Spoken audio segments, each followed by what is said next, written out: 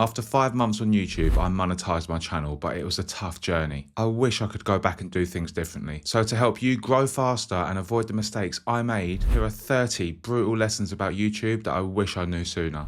Lesson 1. Something I learned early is that YouTube never stops testing us. Just as things are starting to go well, I'd face another setback. I'd have one video do okay, for the next one to completely flop. I quickly realised that pain is a sign of progress, and it's by facing those challenges that we level up the most. The difference between those who make it and those who don't is their ability to endure discomfort. Because things will go wrong and you will fail, but it's your job to keep going. Lesson 2. Your videos will flop. If you spend long enough on YouTube, it's not a matter of if, but when. It was really hard for me to accept that sometimes, despite my best efforts, my videos wouldn't do well. I used to beat myself up when a video flopped, but I quickly realised that individual videos don't matter when you're thinking long term. And the more mistakes you make, the better you become, because your worst videos are the best teachers. Lesson 3. My first 10 videos were horrible. I'd cringe every time somebody watched them and eventually deleted them. I now realise that's completely normal because your first videos are supposed to be bad. There is no getting around the fact that it takes time to build the skills that you need to succeed on YouTube. So if you've got a cringe video,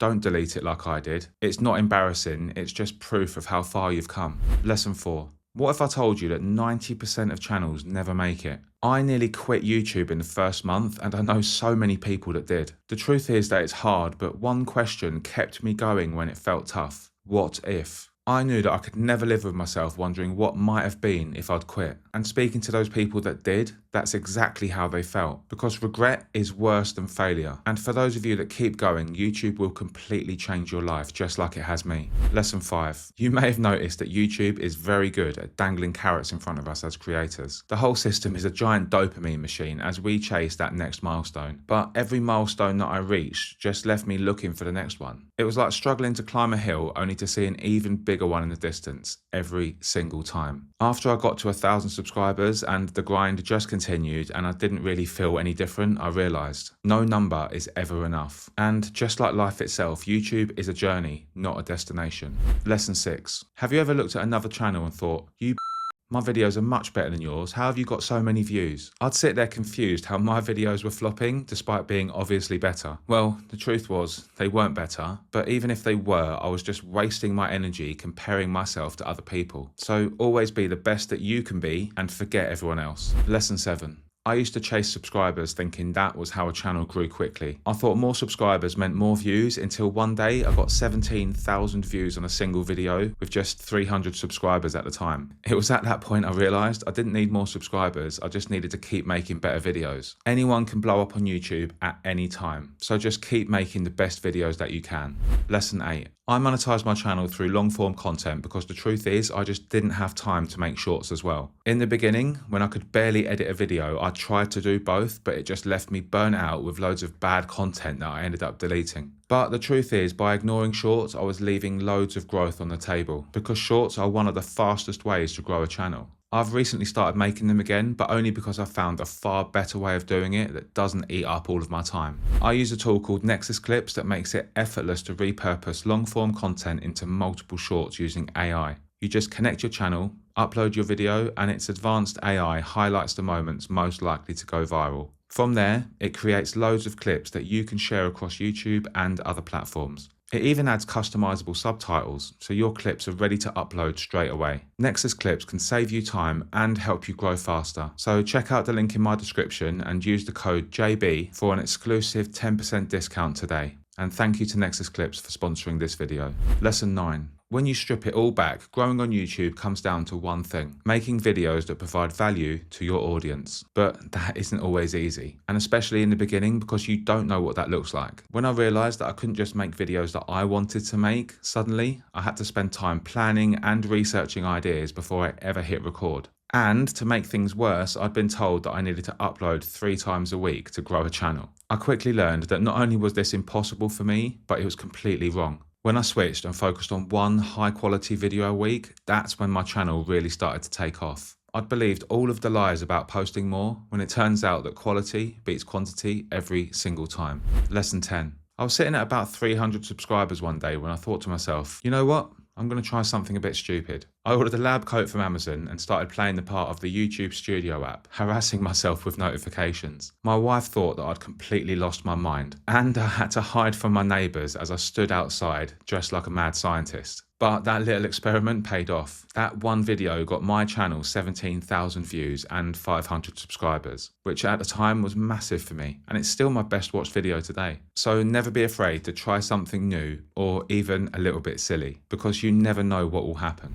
Lesson 11. That video I just mentioned, well, I made it for a reason. I was absolutely obsessed over my YouTube Studio app. I'd stare at it for hours after every upload, just waiting for something to happen. I know lots of people that are the same, and the fact is, it's not healthy. Staring at numbers all day won't change anything, and it will just lead to burnout. You are far better off using that time to plan your next video. So sure, check your numbers, but once a day is more than enough. Lesson 12. What if you started a brand new job and your boss expected you to be perfect on day one? Or somebody handed you the keys to a car with no experience and expected you not to crash? Well, on YouTube, it's really easy to forget that it takes a serious amount of time to get good at it. I remember beating myself up when progress felt painfully slow, angry at myself for making mistakes. I was completely avoiding the fact that most of the big channels have one thing in common. They think in years, not weeks, and more often than not, they've been on the platform for that amount of time too. Today, we're programmed for instant results and quick wins, but YouTube just doesn't work like that.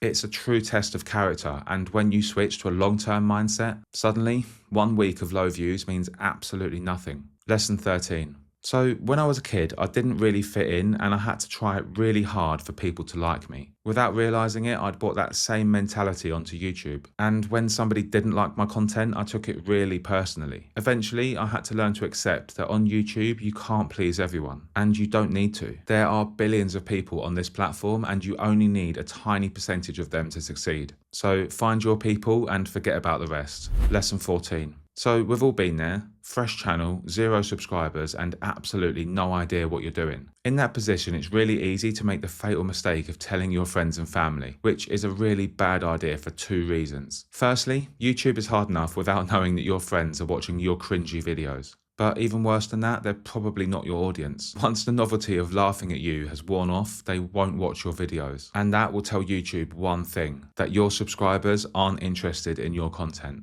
Instead, you want to let YouTube do what YouTube does best and find your audience for you, because that is how your channel will grow long term, and there are no shortcuts. Lesson 15. What if I told you my first 8 videos had nothing to do with YouTube growth? I got my first 50 subscribers in a different niche entirely before I realised that I'd just run out of things to say. I thought about starting again, and some people told me that a niche change would just never work because I'd already trained the algorithm. Well, I'm glad I didn't listen, and I'm not the only one. Loads of bigger channels have successfully changed niche. So for anyone who's feeling trapped in a niche that they've outgrown, don't be afraid to pivot. It could be the best thing you've ever done. Lesson 16. In 6 months, I've seen a lot of people quit YouTube because it takes a lot of work for very little results in the beginning. And if you aren't crystal clear on your reason for being here, you won't have the motivation to keep going when things get tough. It's knowing why I'm doing this that got me through the weeks of low views and self-doubt that comes from being a new YouTuber. So you need to know your why quickly if you want to survive long enough to succeed. Lesson 17. On YouTube, one of the biggest metrics for a video to blow up is average view duration. And poor AVD is a really polite way of saying your viewer got bored.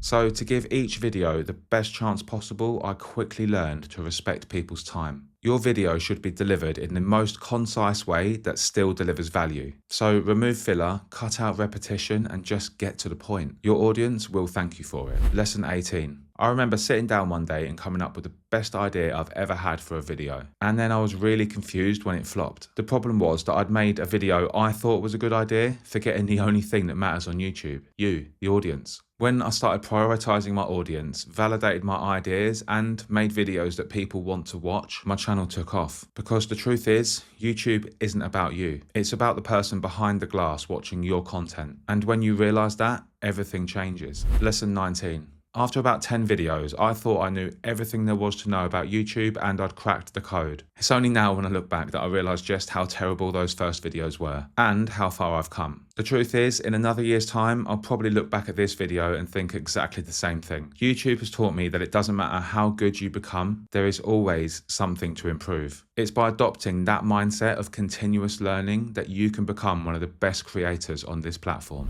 Lesson 20. A recent study of content creators found that 66% of us feel isolated. It can feel like you're in a little bubble sometimes, and it doesn't matter how many comments you get, it can feel really lonely. It's even worse when you're just starting out because nobody knows who you are. Connecting with other creators who know the struggle was a real game changer for me at the beginning. There are loads of places that you can find like-minded creators like school or Reddit, and honestly, it's one of the best things I ever did at the beginning. I'll leave a link in the description to the school community that Ty Myers has set up, and he hasn't sponsored this video. I just think it's an amazing place to be. So find your people early and don't go through this alone. Lesson 21. Have you ever made a video convinced that it was really good only for it to flop? I once spent so long editing, staring at the same video that I had no idea if it was actually any good. After a couple more flops, I reached out to some people that weren't afraid to hurt my feelings for some honest feedback. The thing is, other people can often see where something's going wrong, so don't be afraid to seek feedback. Lesson 22. I remember posting my first video, checking my phone the next day, and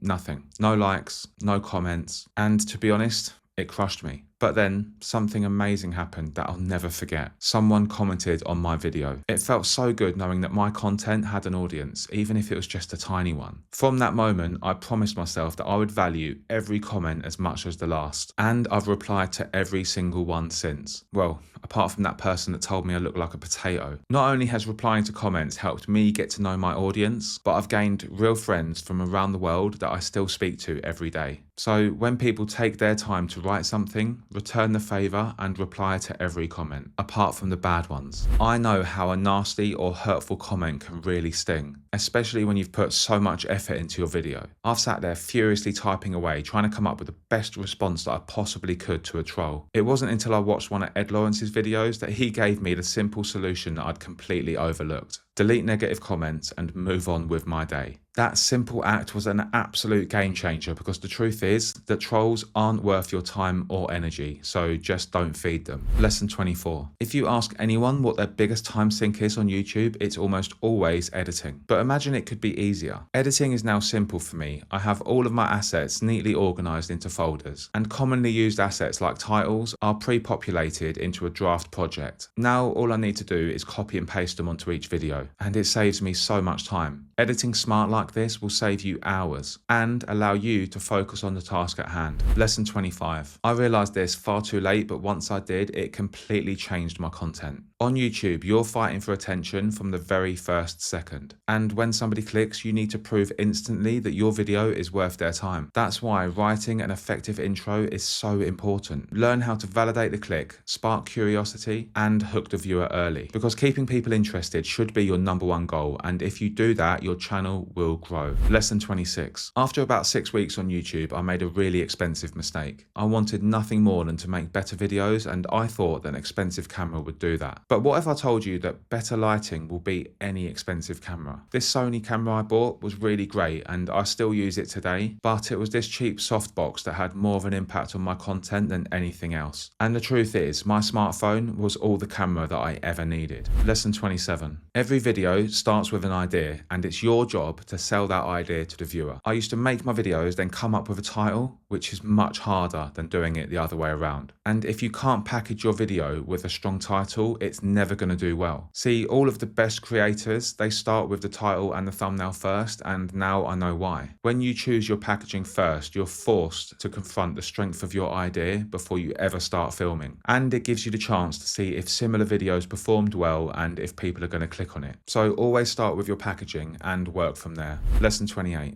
Nothing takes more time than writing a good script, and prioritizing that got me 100,000 views in 5 months, but I made one big mistake. I deleted the scripts once I finished the videos. Hours of work just chucked in the bin. Now I keep all of my scripts for future use, and it's a complete game changer. Not only can they help you with future videos, but sections of high performing scripts can be converted into shorts, newsletters, and community posts, which saves me hours and grows my channel. Lesson 29. When you get approached by a brand offering you a sponsorship deal, it's an amazing feeling. Suddenly, people are willing to pay you for your content and it feels great. The first time it happened, I was so excited that I forgot to ask myself if my audience actually wanted it. And it turns out they wouldn't have. After much thought, I turned down that deal, thinking it was going to be ages before another one come through. A few weeks later, a brand that I actually value got in touch, and I knew that I'd made the right choice by waiting. You need to have an abundance mindset on YouTube. Better things will come, so don't accept the first brand deal that comes your way. Lesson 30. I wasted months ending my videos. I'd say things like, thanks for watching and I'll see you on the next one, not realizing that I was leaving countless views on the table. See, one of the hardest things that you can do on YouTube is get someone to click on your video. So it only makes sense to keep those people watching by re-hooking them at the end. Now I never finish a video, and instead I set up a new problem that my next video solves. Doing this will increase your views, session time, and watch hours. And if you do this right, you can create a system of videos that all feed each other with new views. So if you want to learn exactly how to do that yourself, watch this video where I break it down step by step. So thanks for watching, and I'll see you over there.